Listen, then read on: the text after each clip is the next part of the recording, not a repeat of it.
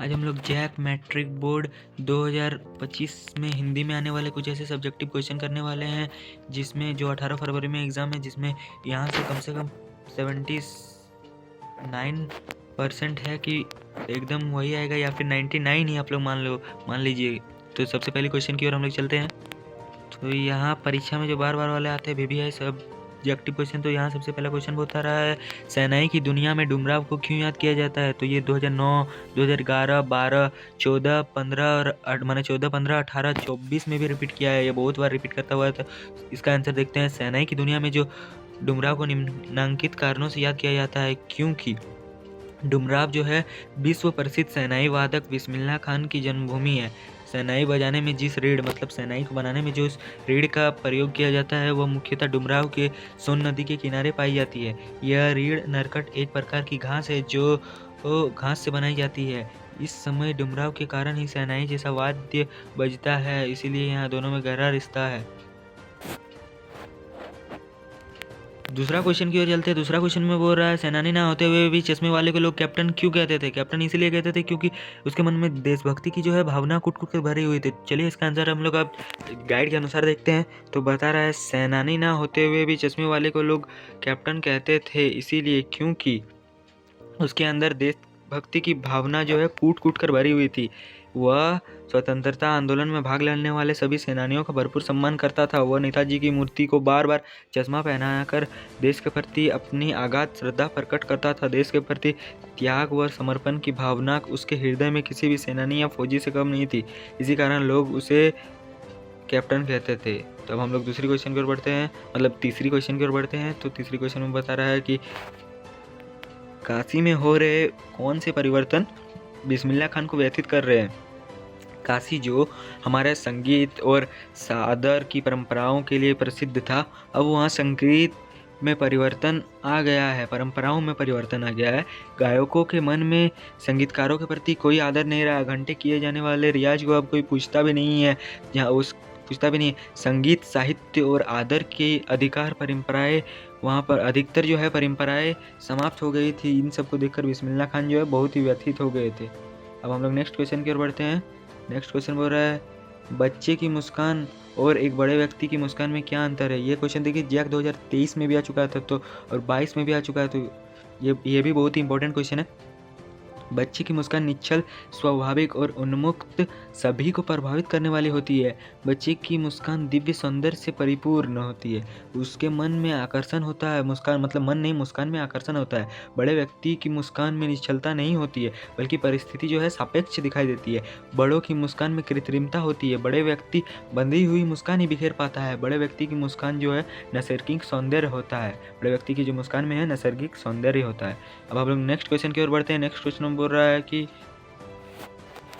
Question बोल रहा है, संगीतकार किन किन रूपों में मुख्य गायक गायिकाओं का सहयोग करते हैं।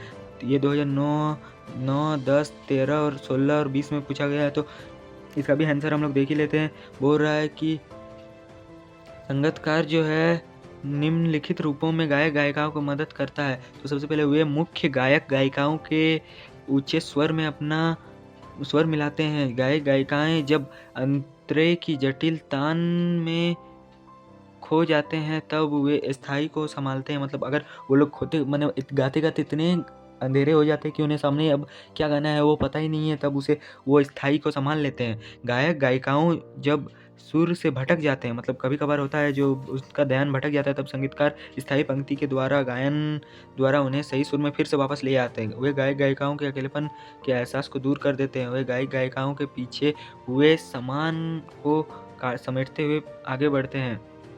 हम लोग नेक्स्ट क्वेश्चन की ओर बढ़ेंगे। अब हम लोग नेक्स्ट क्वेश्चन की फिर से बढ़ते हैं। नेक्स्ट क्वेश्चन में बोल रहा है, बिस्मिल्लाह खान को सेनाई की मंगल ध्वनि का नायक क्यों कहा जाता है। तो ये क्वेश्चन तो आप लोग जानते ही होंगे, मेरे ख्याल से आप लोग सभी को पता ही होगा। ये क्वेश्चन 2009, 10, 14, 15, 16, 18, 20, 22 में भी पूछा गया था। लोकगीतों एवं चैती में सेनाई का उल्लेख बार बार मिलता है। सेनाई की मंगल ध्वनि का परिवेश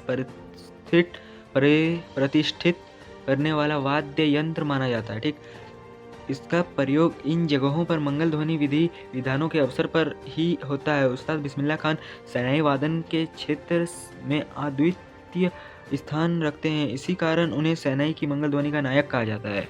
तो शहनाई की मंगल ध्वनि का नायक इसीलिए इसको कहा जाता है। तो ये क्वेश्चन आप लोग लर्न बाय हार्ट मतलब एकदम दिल से याद कर लीजिए, क्योंकि ये बोर्ड एग्जाम में हमको लग रहा है 100 से भी ज़्यादा % है कि ये बोर्ड एग्जाम में आएगा ही इस बार।